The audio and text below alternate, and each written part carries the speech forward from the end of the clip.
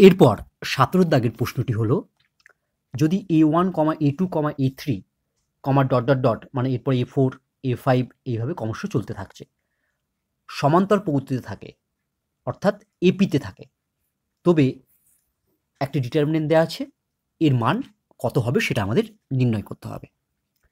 দেখো এখানে A1, A2, A3, A4, A5 dot dot dot এরা সবাই সমান্তর পদ্ধতিতে আছে বা এপিতে আছে। আমরা জানি কতগুলো পদ যদি এপিতে থাকে তাহলে যে কোনো একটি পদ থেকে ঠিক তার আগের পদ যদি বিয়োগ করি তাহলে তার মান সর্বদা একই হয়।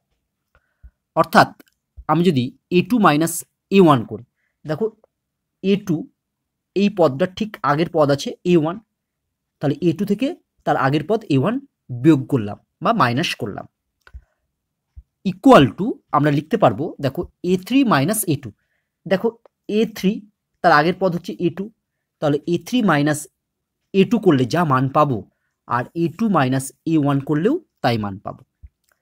আবার A3-র পরের পদ আছে A4, তাহলে আবার আমরা লিখতে পারি equal to A4 minus A3, equal to এরপরে আমরা লিখতে পারবো A5 মাইনাস A4, এইভাবে আমরা ক্রমশ লিখতে পারবো। তাহলে ডট ডট ডট দিলাম, ইকুয়াল টু আমরা কে ধরে নিলাম। অর্থাৎ এই যে A2 minus A1 equal to A3 minus A2 equal to A4 minus A3, এগুলো সব সমান এবং এদের মান হচ্ছে আমি ধরে নিলাম কে। নাও এখন আমরা যে ডিটারমিনেন্টটির ভ্যালু বার করতে হবে সেটি আমরা লিখে ফেললাম, ইকুয়াল টু, এরপর আমি কি করব, এই দ্বিতীয় কলমটিকে চেঞ্জ করব। দ্বিতীয় কলমটি কিভাবে চেঞ্জ করব না, দ্বিতীয় কলমটি আমি পরিবর্তন করব C2 dash equal to C2 minus C1, অর্থাৎ দ্বিতীয় কলমটি আমি লিখব দ্বিতীয় কলম থেকে প্রথম কলম বাদ দিয়ে। তাহলে দেখো কিভাবে আমি লিখছি, কেন লিখছি সেটা একটু পরে বলছি। আমি ডিটারমিনেন্ট চিহ্ন দিয়ে দিলাম, আমি পরিবর্তন করব শুধু দ্বিতীয় কলম, তাহলে প্রথম আর তৃতীয় কলম আমার একই থাকবে, তাই আমরা প্রথমে প্রথম কলমটি লিখে ফেললাম আর সবার শেষে তৃতীয় কলমটি লিখে ফেললাম। এবার আমি মাঝের কলমটি অর্থাৎ দ্বিতীয় কলমটি পরিবর্তন করব।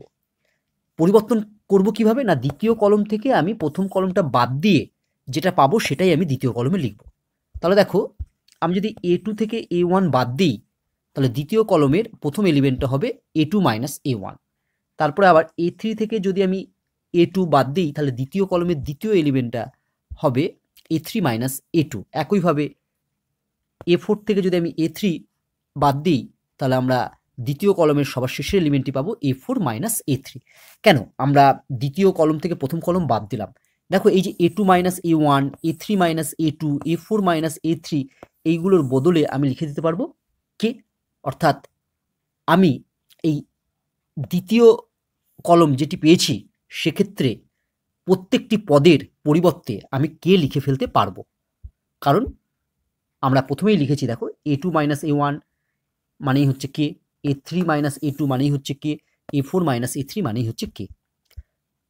তাহলে আমরা নেক্সট পেজে যাই, তাহলে নেক্সট পেজে আমরা লিখছি ইকুয়াল টু, আমি ডিটারমিনেন্ট চিহ্ন দিলাম, প্রথম কলমটি যেমন আছে সেরকম আমরা লিখে ফেললাম, দ্বিতীয় কলমে আমরা সব মানগুলো বসালে আমরা সবগুলোই কে পেয়ে যাব, তৃতীয় কলমটি যেমন ছিল সেরকম আমরা লিখে ফেললাম।